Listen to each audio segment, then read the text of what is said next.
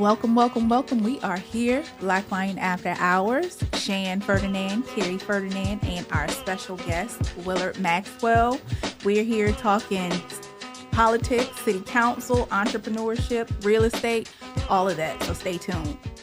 I'm Dr. Willard Maxwell Jr., and I'm running for Newport News City Council in the North District. As a business owner, I understand the urgency many families face when their business depends on a strong local economy. We have the only indoor shopping mall on the peninsula and no advocate for the many business owners keeping it open. We have an opportunity to expand their vision to assist our superintendent, teachers, and staff. My past experience in the classroom as a special education teacher, administrator, and principal make me the perfect candidate to do so. My nonprofit organization In Touch just received a $60,000 grant from the Department of Justice of Virginia because of our dedication to bridge the gap between law enforcement and the community and our efforts to reduce gun violence. I'm working with the displaced residents of the Seaview Lost to ensure that they have housing, partner with HR CAP and the PCDC to purchase homes, fix them up, and sell them to first-time home buyers. I would love your vote. Early vote starting September 24th or vote November 8th. Paid for and authorized by Friends of Dr. Willard Maxwell Jr.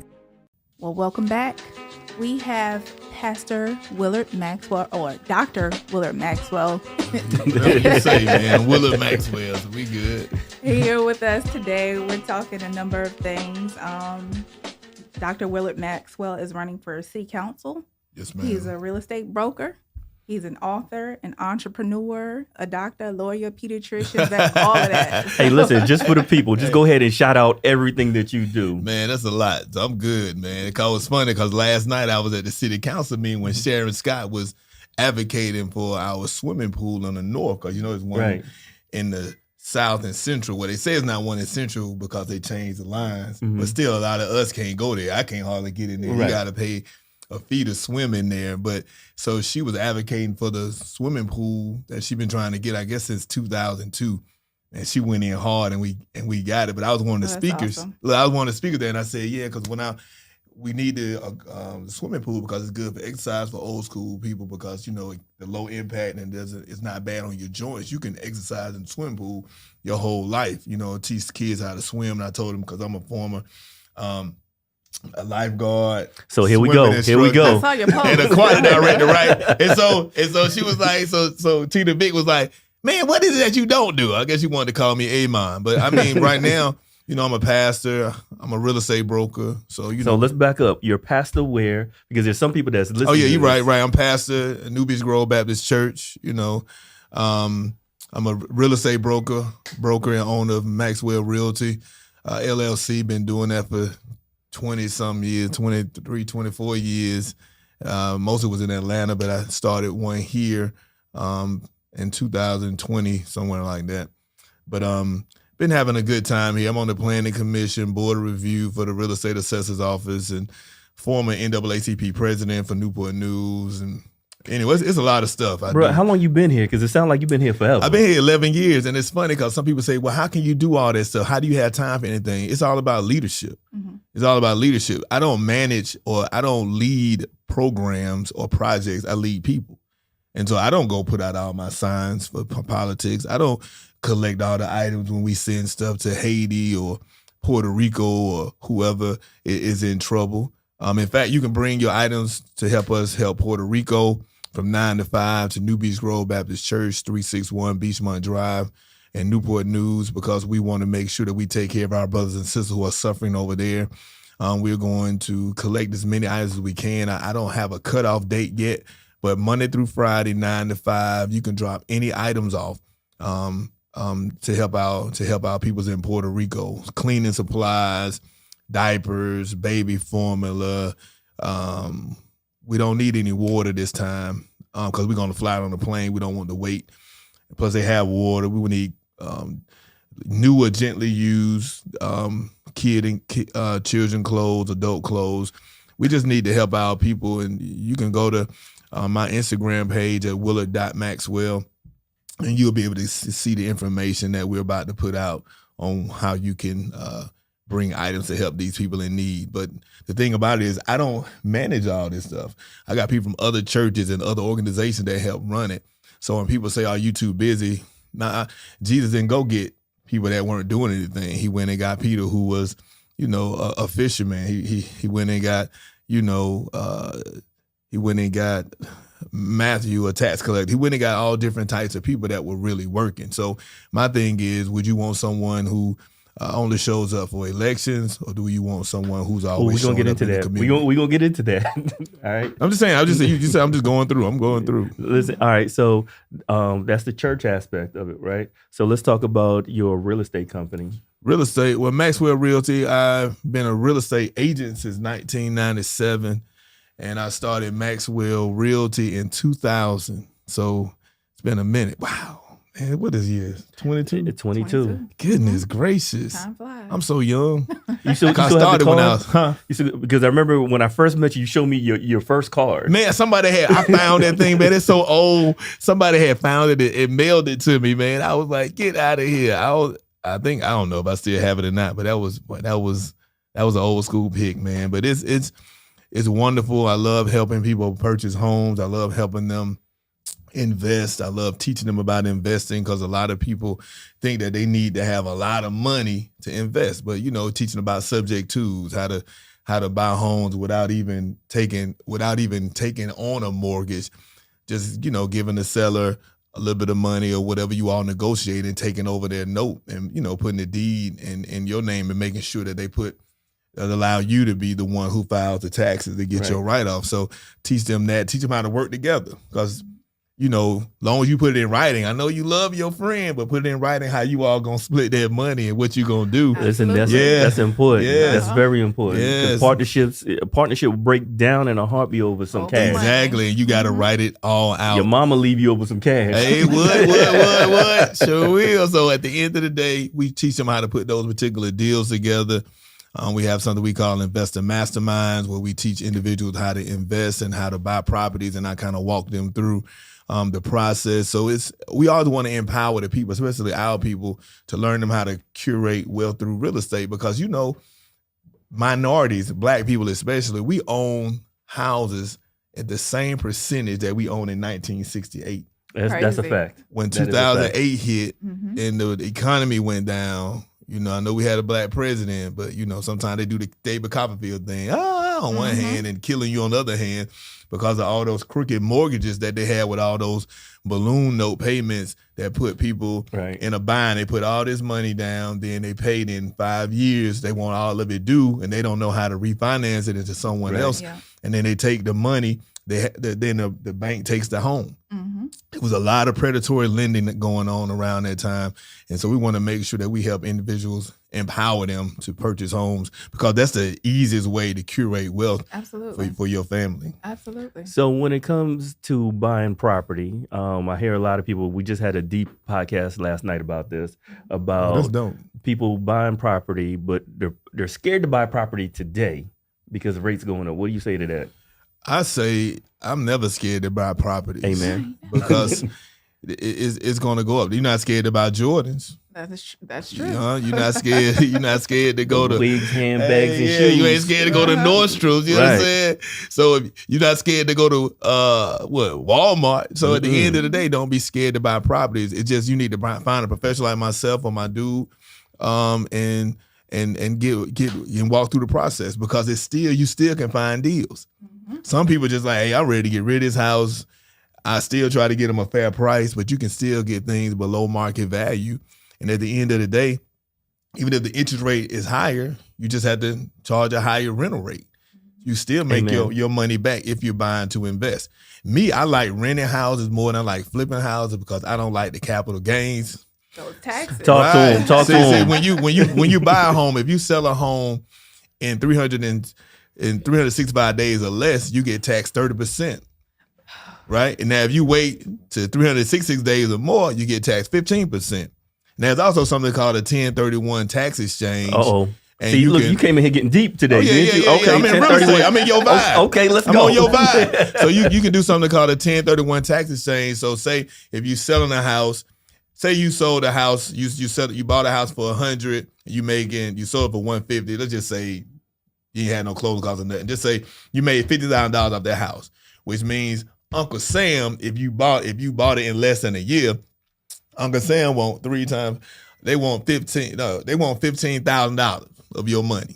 They coming for you. If you don't give it to them, they gonna find you one day. Okay, yeah, that's a fact. So that's what they want. But if you take that, if you sell at home, pocket the $100, use that $50,000 toward buying another home, equal or better. Yep, equal or better. Then you can save. Then you don't have to pay those taxes, and you get up to a year to do that. So you don't have to do it the same day. You can actually, as long as you do it within 365 days, you don't have to pay that tax, those taxes, and just keep doing it. Yep. Now, keep in mind, when you do that it's tax deferred. You're not getting away from taxes. It's tax deferred as long as you keep doing the 1031 exchange.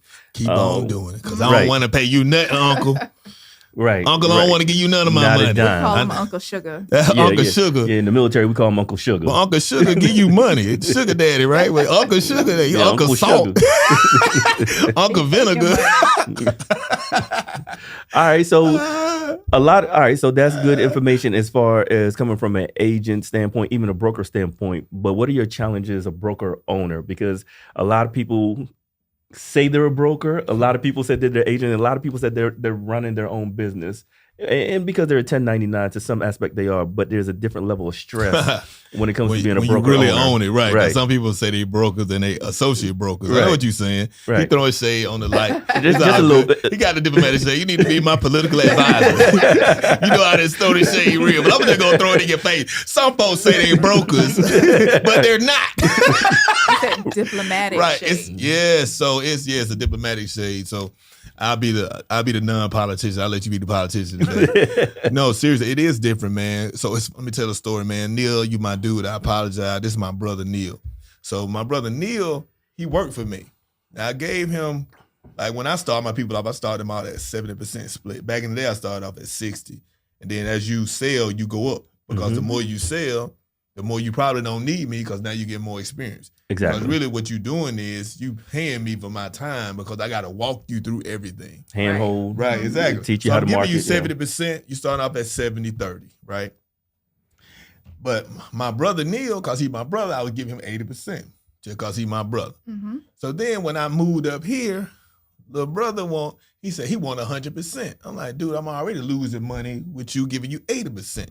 You only get 80% because your last name Maxwell. All right? Oh. So at the end of the day, if your last name was Jones, you wouldn't be getting it. You understand? You got the family hookup. Right. So you getting it. So he don't understand this. He said, man, I need to start my own thing. I said, go ahead. And I helped him start his own company because I want to empower people. You understand? So I want to empower people, white, black, whatever, to help them do their own company. I don't care when people come to your company and say, I don't ever want to be no broke. I'm like, whatever. When you do, I ain't going to be mad, okay? Right. Because you should want your own. It should be a drive to do better, because you can reach people I can't reach and help teach them and help them curate wealth. Our job is to make sure that we are blessing. The Bible says make disciples. So then in my mind, if you create another agent, create another broker, that's you making a disciple. It don't just have to be church. So anyway, he all mad. So I end up helping him. He starts his company. Starts getting that overhead.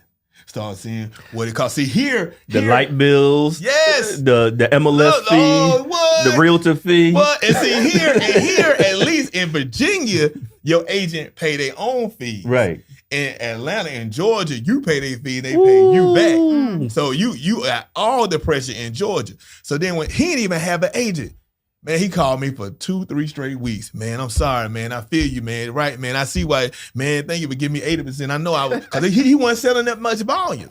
So he understood, wow, you really been helping me out. I've really been costing you money. Yes, you have. And what a lot of agents don't see is they think, hey, I deserve 100%. Reverend, I know you ain't a preacher, but you preaching. I deserve 100%. Not only do I deserve 100%, y'all really ain't doing nothing for me. But meanwhile, we got to keep the lights on. We got to keep the MLS going, because guess what? If I lose my MLS, everybody lose their MLS.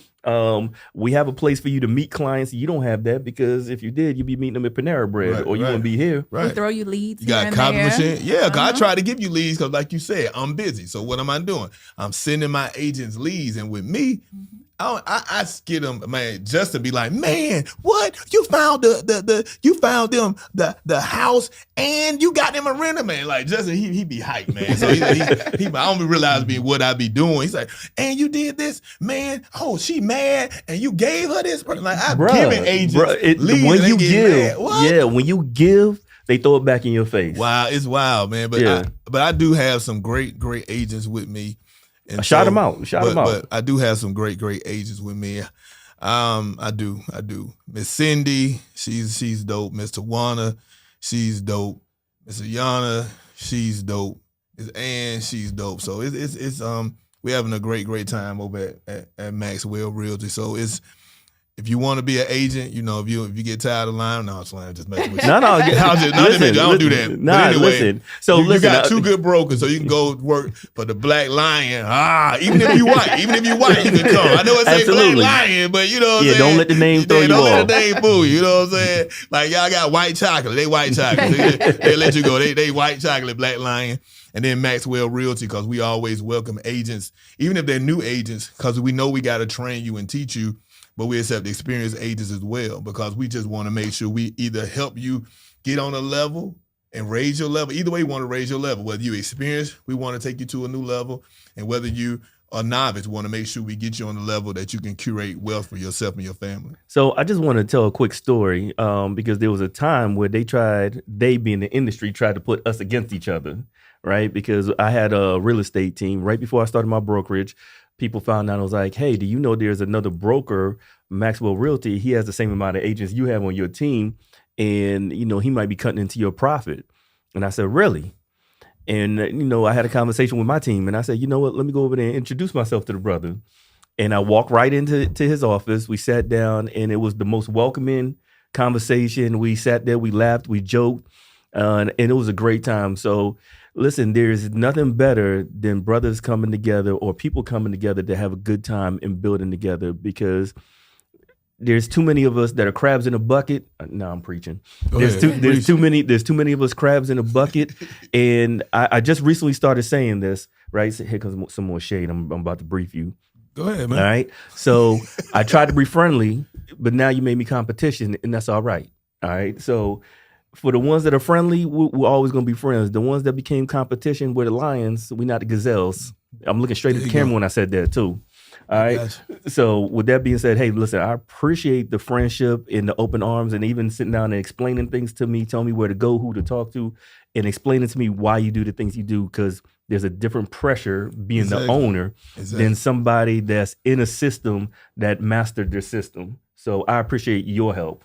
Man, you know what? I see why Matthew, Mark, and Luke and John, they version be a little different. So I'm gonna tell you my version. The same thing. So no, we got the same thing. So I was, Maxwell Realty. Oh, you the only Black one on the peninsula on. And see, that's when I found out about the shade you just threw about how some people say they brokers, but they not. I said, no, so-and-so a broker. They're like, no, they work for so-and-so. I'm like, they ain't no broker. When I first started my brokerage, they said, who you work for? I said, Maxwell Realty. They said, but who you work for? Maxwell Realty. So, I'm from Atlanta. Right. So I wasn't used to this because it's so many Black-owned businesses that I ain't really give it else. I said, what you mean who I work for? I work for myself. I'm the broker and the owner. But who you work for? Who you under? And I never got it until they said, somebody, Kit said, man, you the only Black-owned broker on the peninsula. And then, you started yours. And then he came to me and he said, hey, man, I'm down the street. I'm about to open my office in a few weeks or whatever. And just wanted to holler at you. You got anybody you can connect me to? You got anybody, anything you can tell him? I said, yeah. And then you looked at me. You was like, you gonna help me for real? Like, what you coming? You thought I was gonna say no, boy. You know what I'm saying? But I understand what you're saying. But my thing is, my job is to make disciples. Your job is to make disciples. Absolutely. We're supposed to help people, lift up people. And so it's more blessed to give than to receive. And I believe we are blessed because we don't look at that competition and we help other people even if they right next door.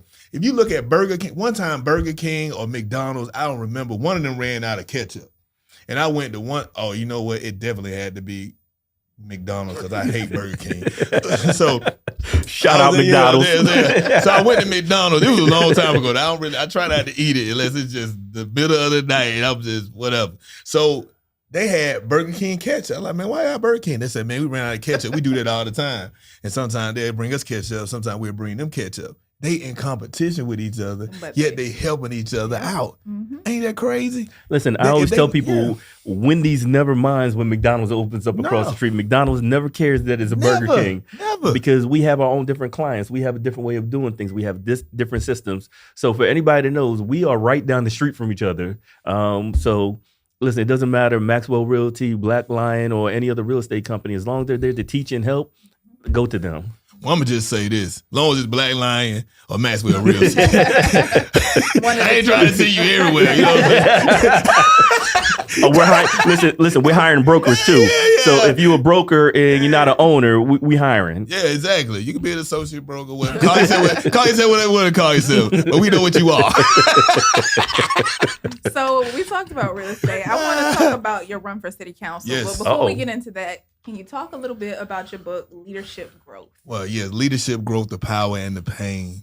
And I believe that you only can grow to the threshold of pain that you can handle. Because the Bible says he will give you 100-fold in this lifetime with persecutions. So if you can't handle the pressure, you won't be able to lead. It's what I always say a lot of times. If you can't handle the cubicle hate, you definitely can't handle the front office hate. Because there ain't that many people hating on you in the cubicle. You feel me? Now, before we get too deep into this, right, I want you to know that I have a deep military following, right? Wow. So with that being said, I know that right now, Marlon Clemens is sitting by his podcast and he's saying, who's this guy with no military, absolutely no military experience, talking about some leadership? What he know about leadership?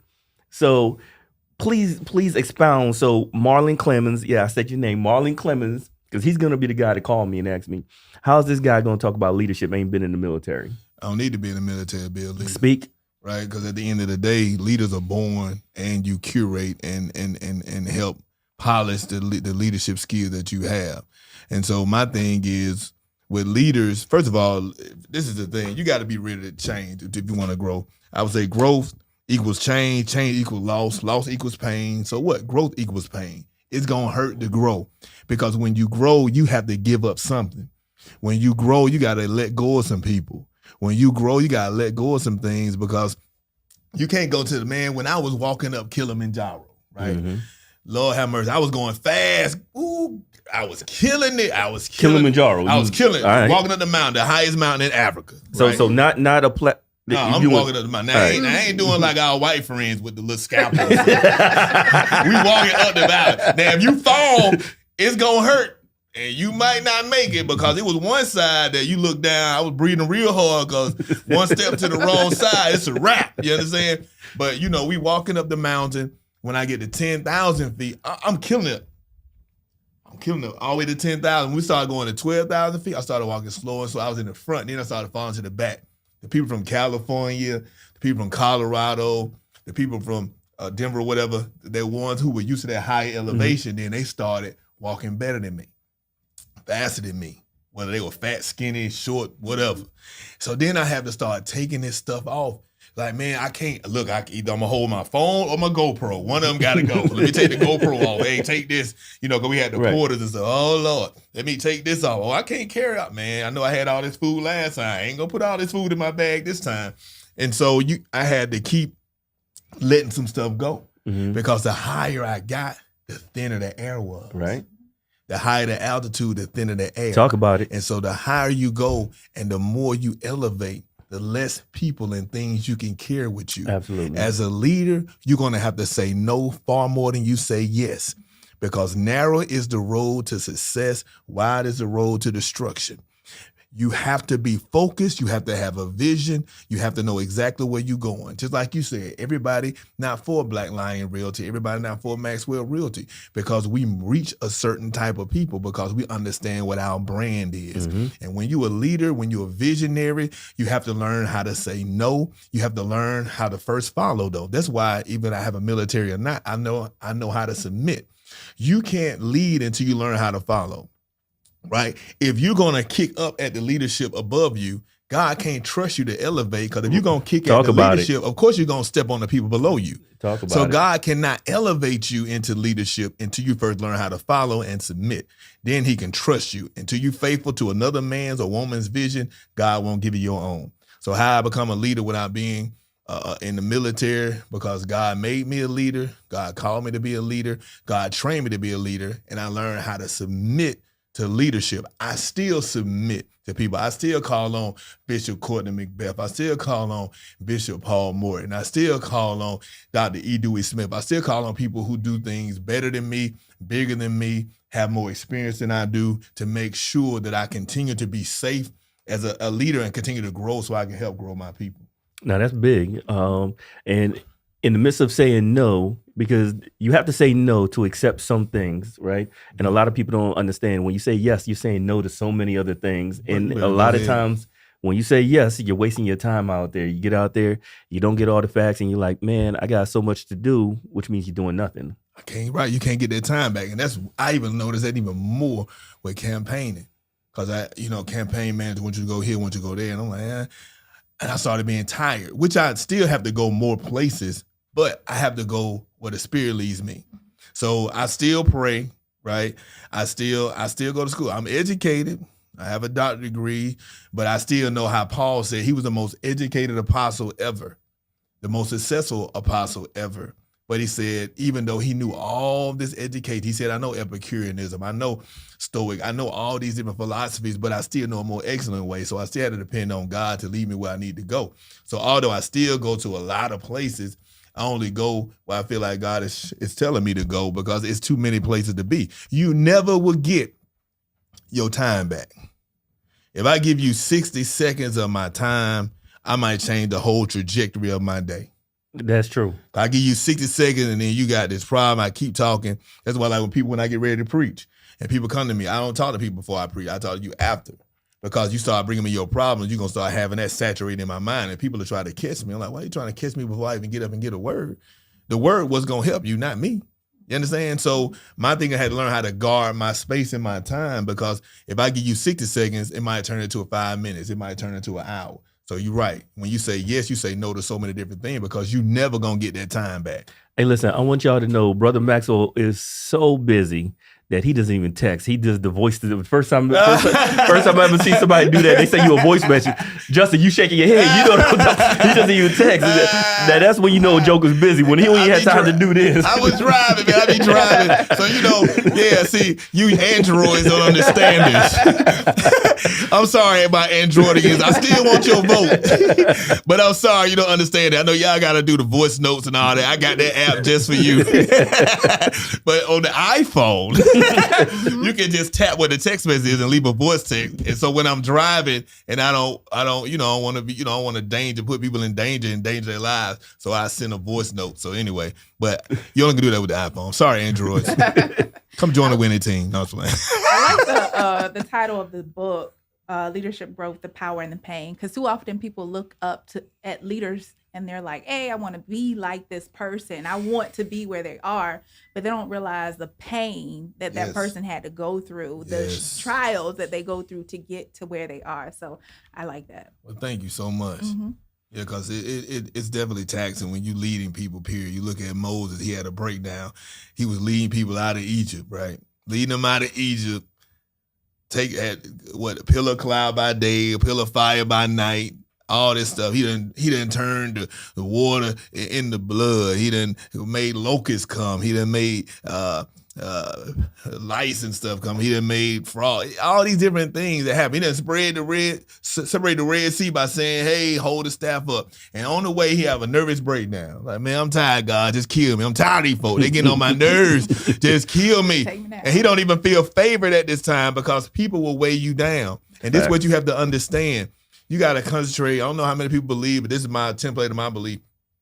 At times you worry about the horizontal. You keep looking at Facebook posts. You keep looking at people writing on your wall. You got to look toward the hills which comes your help. You got to look at God. And see, the eagle don't fight its enemies. What the eagle does is it has two sets of eyelids. And then when if it see a hunter or a bear, it'll fly straight up into the sun and pull that thin layer eyelid down and fly straight up into the sun, because they know the hunter can't see. because he only has or she only has the ability. The eagle can only do that. They fly straight up into the sun so the enemy can't see them. And so with me is I just go straight to God for my help, and I don't sit up. But the thing about it is the main that was thing, deep. Yeah, I go straight to God. You can't see, but at the end of the day, even if you're not a Christian, focus on what it is you want to do. At the end of the day, I ride motorcycles. And one time I almost went into this cliff because, it was like maybe about 10 feet. Either way, I wasn't going to have that bike no more if I went down there. Might not would have died, but I might would have lost this grill. My teeth too big. I would have been walking right. But anyway, so I was turning, but I was looking at the curb, and then I stopped right at the edge. This other biker comes behind me. They were like about motorcycles. He stereotypically would look like he don't like black people, nothing. But motorcycles just break down all barriers.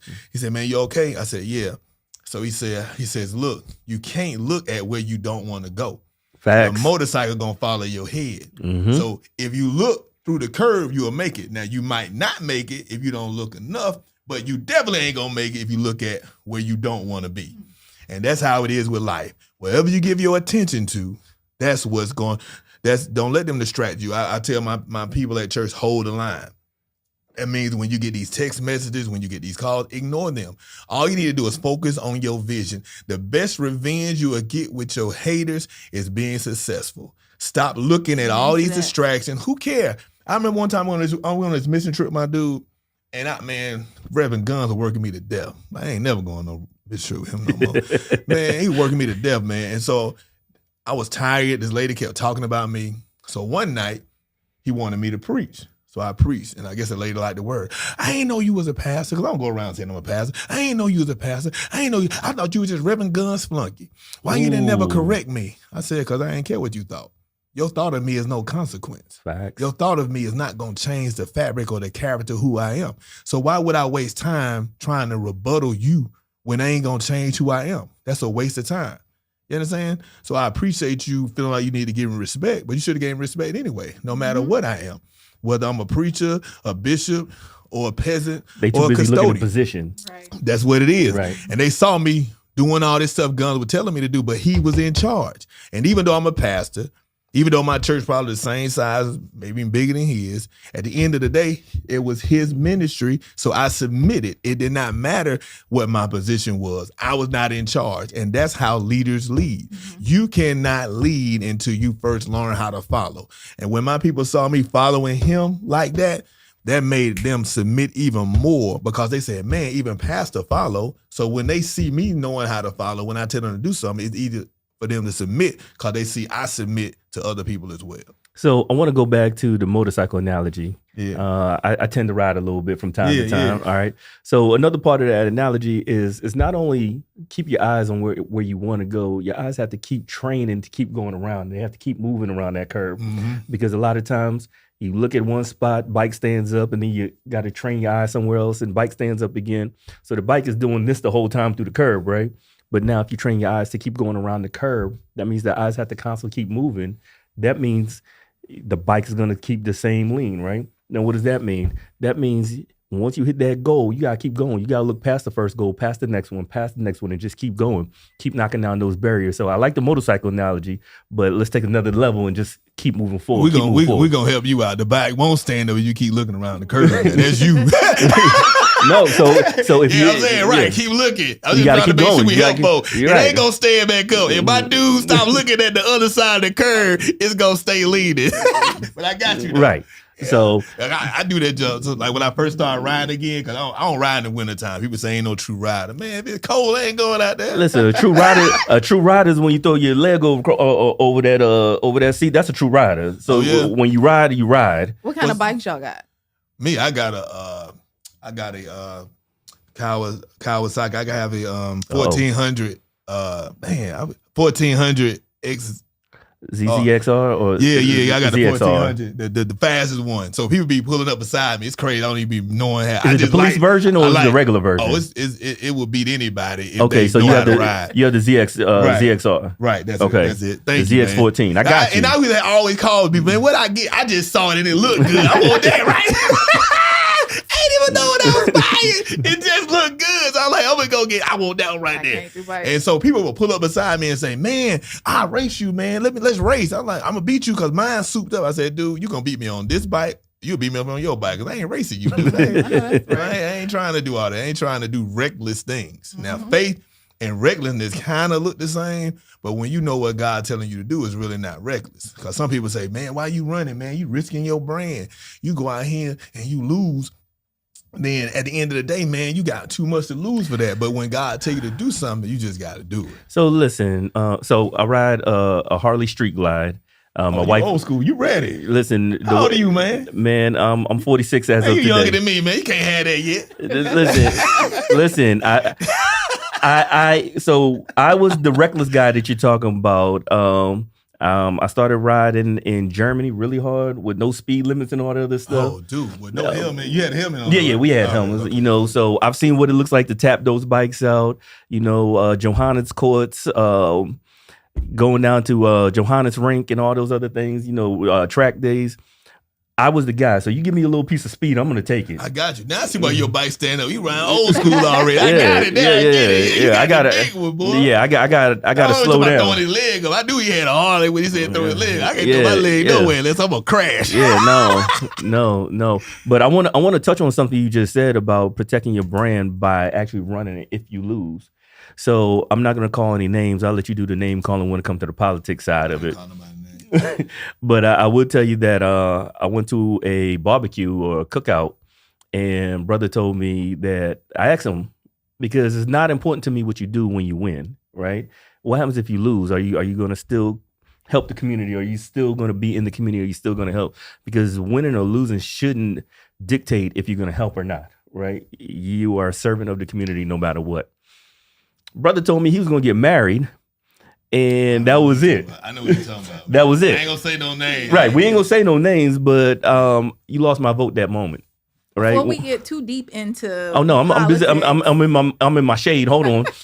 Listen, brother, if running for an office is your beginning and end all of community service, and you tell me that's in the community that you are just going to get married and give up politics and not be in the community, we don't need you. And I'm here telling you that face to face. And I wanted you to hear it from me and nowhere else. And I'm in the community. All right. That's a word from Black Lion Realty. May not be the proven belief of Maxwell Realty LLC. It is what it is. But I'm already in. I know you about to go there, but I already do it. Somebody asked me this today. What's the difference between you and the other candidates? I said, I'm already doing the work. Already, I'm a police chaplain, volunteer. Already bridge the gap between the police and the community. My In Touch basketball now has become a nonprofit. Received a $60,000 grant from the Department of Justice. $60,000. Okay, a second. Sell like $66. $60,000. Okay. Because I partner with the Police Foundation. And what we do is we have basketball to bridge the gap between the police and the community.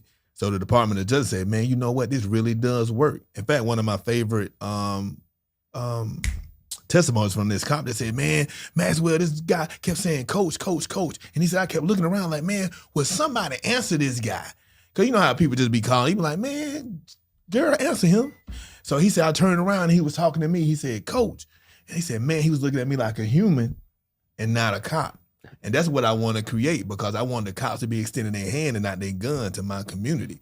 And the only way you can do that is to create positive interactions.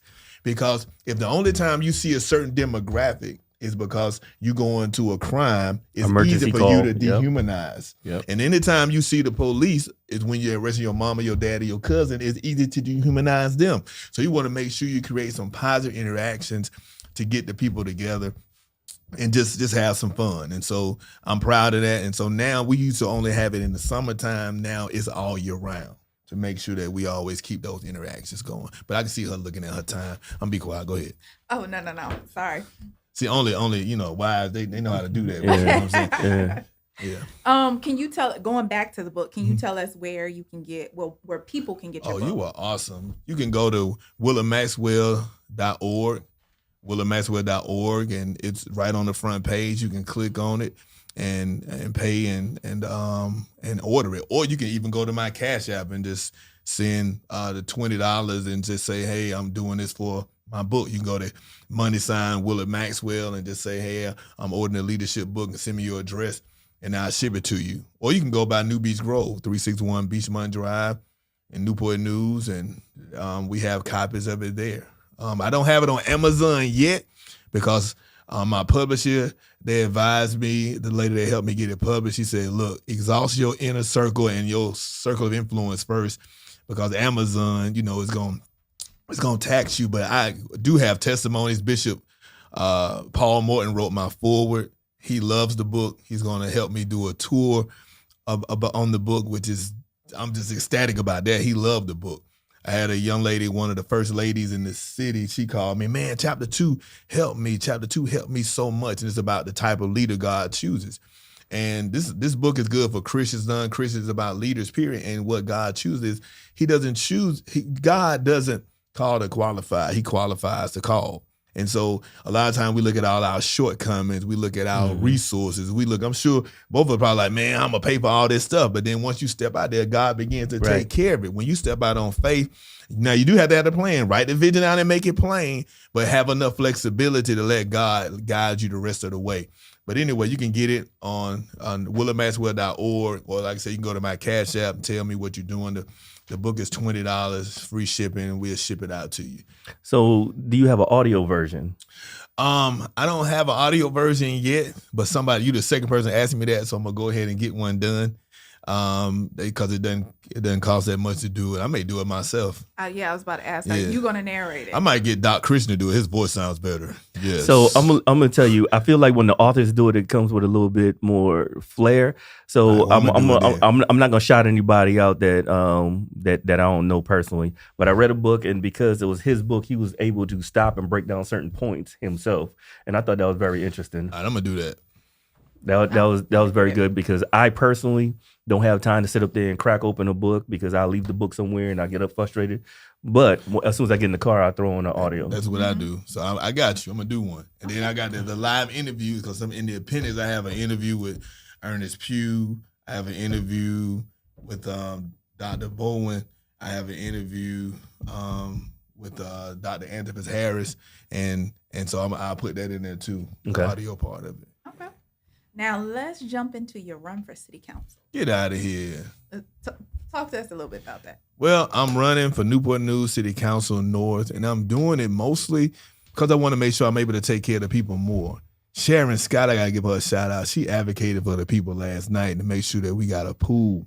We actually had the opportunity to meet her. Man. Yeah, shout out Sharon Scott. When I tell you shout out, man, she went in. She went in last night and won that vote. I'm very proud to be the person that she's endorsing and helping me because she's retiring. So for all those people that think I'm running against her, I'm not. She is supporting me. In fact, she personally asked me to run. Other people have been asking me to run for a while, but I didn't think I was ready, and my church wasn't ready for me to do that. It's like people say, why are you doing it? Because I know my church is comfortable. In fact, when I went to my church, I went to my board, and I said, hey, I'm thinking about running. They were like, about time. I didn't get it all the way out. You should have been doing it a long time ago. So they were ready. And I said it I went before the church. They said the same thing. So I have their support 100%. If my church wasn't behind me, or if I had only like 60% or 70% of the people, then I wouldn't do. But 100% of them said, yes, this is what you need to do.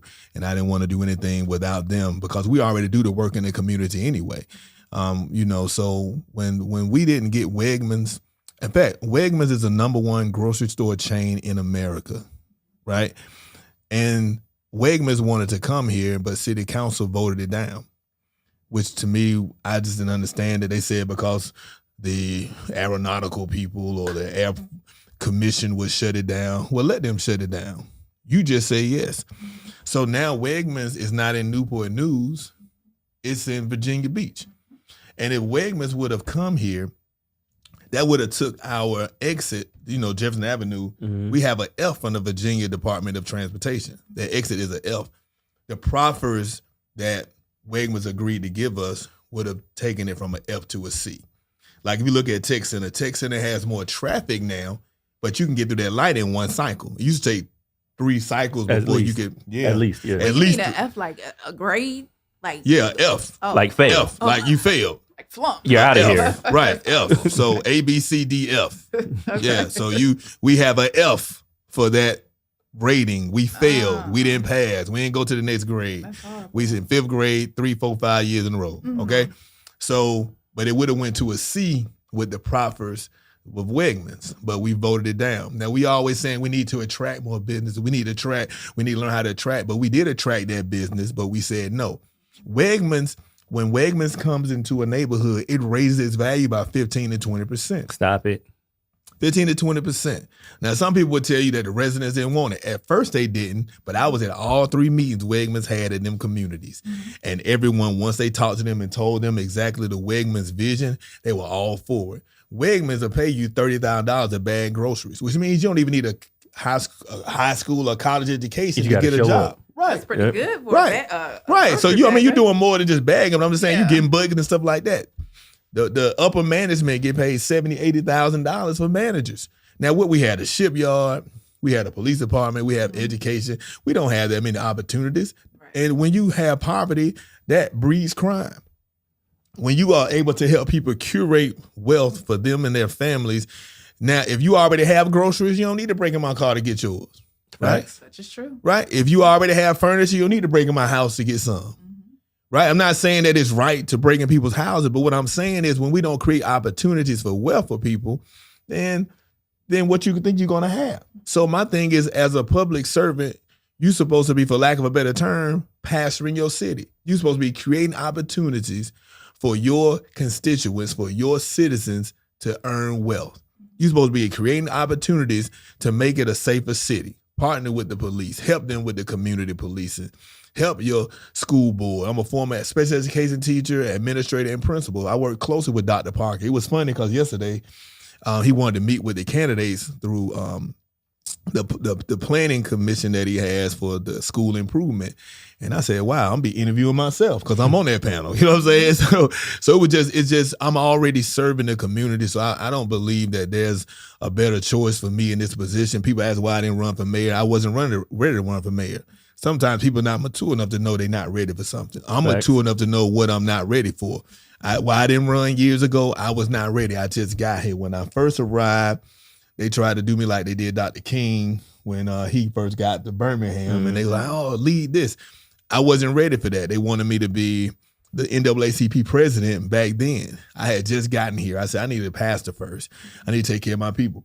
The Baptist General approached me to be the president of the Baptist General. I only been here like a month. No, I'm not ready for that. I need to make sure I pastor my church. So when you're favor over a few things, again, God will make you rule over many things. And I just believe it's time for me to go to another level to be able to serve my people better.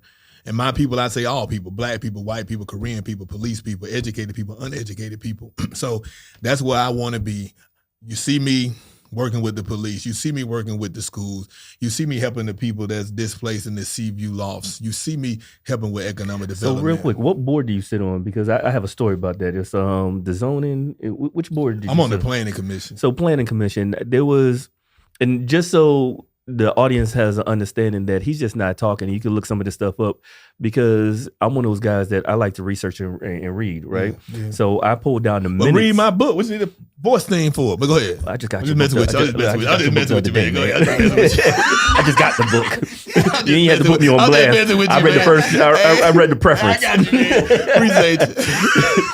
No, so did a little research, and my guy Jordan and I were going by and we're reading the minutes, right? A lot of people don't know that that's online. Yeah. And to read is in the city minutes, and to see you advocating for different things and different programs. I think the thing that really caught my eye was Burger King downtown. And the conversation was about it being a food desert, and Burger King wanted to come back. So you probably don't even remember. Yeah, I remember. All right, and reading the things that you were saying, and just reading the council and seeing how you were advocating, that's a big deal. So without being there, I could understand the tone, and it's on record that you've already been here doing the job. Man, I appreciate that, man, because see, I don't talk much. And they always tell me, watch you see on this, I talk. But I don't sit up there and talk every time something comes up on planning commission. It's nothing to say. It's only when I feel like something going the wrong place. If it's a vacant building and you're trying to keep a business from coming, and that business is a safe business, I don't understand why you would try to block it, because I'd rather have either tear the building down so it'll be vacant, so no one can get raped in there. It won't become a crack house. Someone won't get murdered. Crime happens when no one is looking. You understand? So if you're not going to do that, allow business to go there. So I'm always advocate to make sure that we continue to bring opportunities, because that's a job. Right. That's and a was, job. And I'm going to tell you, it was a hard conversation because there were other people in there that had great points. But to your point, vacancy leads to crime. All day. So no, that was a great conversation. And like I said, I appreciate you because you're doing it. And like you said, I don't see you out much, right? When we do see each other, it's quick. Voice message, whatever, right? But to actually see somebody in the community, and I could go back and read on this date, this was said, and he's really advocating the way he shows he is. It's not just a show. I can appreciate that because there's a lot of times, like you said, you have somebody go out there and say one thing and they're really doing something else, right? So I appreciate that. Okay, well, thanks. Standing up for the community and the people. Thank you. Just wanted to throw two more things in there that I read about. You are a saxophonist? Yes, ma'am. You have any shows or anything coming up? See, this is the thing. I need to play it more. Now, I used to be dope. What sax? Alto? It doesn't matter because you can play all of them. Once you play one, you can play all of them. I played the alto, the baritone, and the tenor sax. I haven't had the opportunity to play the soprano yet, but it's the same thing. That's a clarinet looking one, right? Clarinet looking one. Okay. Yeah. So I played at church a few times. So this is a story, man. Don't let anyone put you in a box and mess your gifts up. Facts. Rest his soul, my dude. You're a cool dude, but I played the saxophone one day at the church. Let me tell you something. When I used to have the back then, now I probably get knocked out. If I have my saxophone stand, if they didn't have a saxophonist in the band, I would just walk up and start playing with them, man. Like literally. You know what I'm saying? They were poor ladies. I got these big glasses on. I'm just walking up there like, who is this dude? I just walk up there and start playing. I'm actually on one of Halen Baylor's albums. Really? But I was in the orchestra here. I thought we were supposed to play because I played at the Cathedral of the Holy Spirit in the orchestra. And I thought we were supposed to be there. And I'm like, oh, I'm not supposed to be here. But a saxophonist was in there. The pads on his saxophone fell off. So he, I took my mouthpiece off and gave it to him. And he was playing my saxophone. But then a song came he didn't like. It was an old school song, man. So I said, man, get my saxophone in. Then I played. And then people were like, stop, because it was a live recording. I don't get no credit, but I'm telling you the true story. They were like, stop. They're like, oh, no, that sounds good. Let's go. So I'm on Helen Baylor's, I think 1998 or 9 or 99, somewhere over time. I'm on one of her songs. We're gonna have to look for it. Right, I just wrote the name down. Yeah, but anyway, the preacher, he felt like I played the saxophone because the people asked me to play. He got mad and he came because I would go to Augusta every weekend and serve as a youth pastor there. And one day he came to the hotel room and said, hey, preacher shouldn't be playing the saxophone. Either the saxophone go, or you both go, right? That's what he said. So I made his church, so I stopped. But it really started causing my skill sets to diminish. Mm-hmm. So anyway, I started back playing again. I started going to even lessons to make sure I get my improvisation and everything back up. I played a couple of times at church. I played not that long ago as well. Praise him, pray the old school praise him, whatnot. But yeah, I need to play it more. So I'm glad you brought that up. So I used to do the saxophone way more than comedy, but now I'm doing the comedy way more than the saxophone. I was about to ask about that. So what's funny is I used to play the saxophone, and it's funny when you put that thing down. I put the reed in the other day. Yeah. I couldn't even blow in the reed. Man, so you probably got to get it tuned up now. Though it's been sitting there so long. Man, listen, that thing is battle tested. That saxophone. Listen, I'm gonna have to relearn to play the whole thing. Yeah, I got you. The only thing I can give you is a D note for sure. Oh yeah, hey, you got it though. At least you know, because some people don't know. Yeah, I've been playing this since 4th grade. Wow. Yeah. I don't play any instruments, but you mentioned being a comedian, Christian comedian. Yeah. Are you funny? I get paid. But are you funny? Hey. There's some comedians out there that's not funny and get paid. As long as I get paid, I don't care about funny. Well, listen, we'll go with that. Get a check, you know what I'm saying? Listen, that made me crack a smile. I know I get a check. They call me back. So whether I'm funny or not, as long as I get my check, I'm good. You know what I'm saying? How Chris, how Dave said, I don't get paid to be funny. I get paid for the attempt. You know what I'm saying? Listen, I can appreciate that. Nah, but serious though, I think I'm funny. I've turned down a lot of different jobs because I in a class with a preaching thing, and I give it to somebody else. But my brother Justin is an entertainment lawyer. So what we gonna start doing is this. When I start sending people, I'm gonna make sure I put a contract. I get the check and I pay them something. Cause they don't even give me nothing, man. Like I be getting you, man. These jokers make money. Cause I used to get paid more than some of them people, even though they local. I guess people looking at me like, oh, he a pass, he got this, so we gotta pay him. So I know they get paid more than what they usually be getting paid when I send them on the show. So what I'm gonna do is start writing the contract up. You know what I'm saying? So are we hearing? Are we talking about an entertainment company coming soon? I don't know. That's what that sounded like. That's what it sounded like. It might be. I don't know. It might be. We got the lawyer. I got the lawyer. So let's go, baby. I just know I'm trying to send all these referrals out. They ain't getting no money back. Hey, listen, that sounds like y'all need to come kiss the ring. Hey, they ain't got to kiss the ring at all. just pay the ring. Just take my check. Don't worry. The check will come to me, and I'll pay you your portion. Ooh. That's what we back do. with commission. Anyway, yeah, I know, right? Yeah, I'm a comedian broker. No, it's all good, man. But I'm still gonna do it. So we're going to go ahead and wrap it up. All right. Coming up on an hour. Is there anything that you want to leave the people with? First of all, real quick, before we do that, I have a question, right? Because this is a question that when I see you, oftentimes I need, for me, what do you do to relax? Me, because your mental health, because you're servicing so many people, and you're doing so much in the community. Talk to me, because mental health is an issue in today. So everybody glorifies all this work, and you've embodied that, right? Like the missus said, you are a doctor, you're a lawyer, you're a pastor, you're a comedian, you're a saxophonist. Now, see, I know y'all making up something. I ain't no doctor. So I want y'all to know I ain't say that. They joking, because you start saying that he said he was a doctor. No, I'm a doctor in education. I know, I'm just saying. I was just trying to make sure. Yeah. So no, I go to the weight room. Like that's why I was a little late too. I went to the weight room first because since we doing this. So what time were you getting up? I got up. So talk to us about your schedule, I guess. Yeah. I go to the weight room. I make sure I do that first. So whatever time it starts, I'm gonna make sure I hit the weight room first, because that keeps me calm. You gotta take care of your body, get your blood moving, take care of your heart. Every now and then I'll do it after I start. But most of the time I work out. I don't want to give people my schedule because people be trying to show up when I be there. But I work out. We didn't ask you for the location. And I go to meetings. They don't know, man. Because people see some of my posts, they'll know what times. So look, I work out, make sure I get that in first, to take care of yourself first. Because if you don't take care of yourself, you can't take care of anybody else. And some people say, well, you ain't taking care of yourself because you're always busy. No, I take care of myself to make sure I work out, to make sure my body, and I take care of my temple. That's how I take care of myself. Sundays, after I preach, I sit down. That's probably the only day I really sit down the most. It just try not to be bothered. So it's like I interview for this. I interview for the NNEA, right? I interview for the endorsement.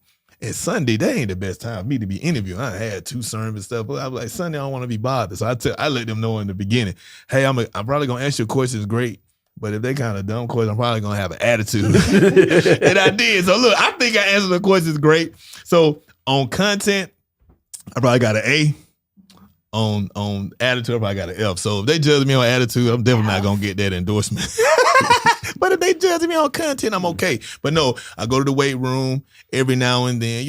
I want. Do you know what I want, man? I need to find. It's a jazz club in Newport News. I need to find a jazz club, man. That's what I like. I like jazz clubs. I made my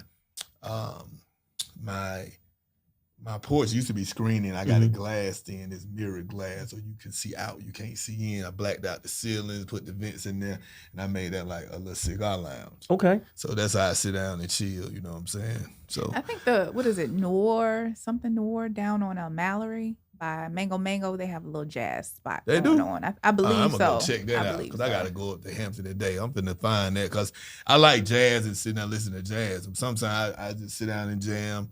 Now I'm gonna start back doing it, because I used to play my saxophone to praise God at home. Yeah, right. Play my saxophone and just jam with some tracks and stuff like that. And so you're the next Kenny G. I need to start back doing that. No, don't do that. Yeah. I mean, I used to do that well, but I don't do it as well as I used to. But I still get. Like somebody said, man, we need you to come play. I think they said they would need me to come play for 30 minutes. I'm like, I come play for 3 or 4 minutes. Yeah, 30 minutes is a long time. Yeah, man. I used to play for a long time, but then do what I used to do, right? So I be playing saxophone. I would play like long, but them Koji churches be long. So we playing, so then I get to the point, like I could play like a good hour then. So then after a while, it's just like I caught the spirit. Really, my lips tired. Oh, Lord. They be like, oh, he caught the spirit. I'm just tired, dude. They do be long, though. Yeah, but anyway, I appreciate the invite to be here. Thank you so much for allowing anytime to be up here with Black Line Realty, man, and let Maxwell Realty come crash the show with you all. And thank you again. Vote for me.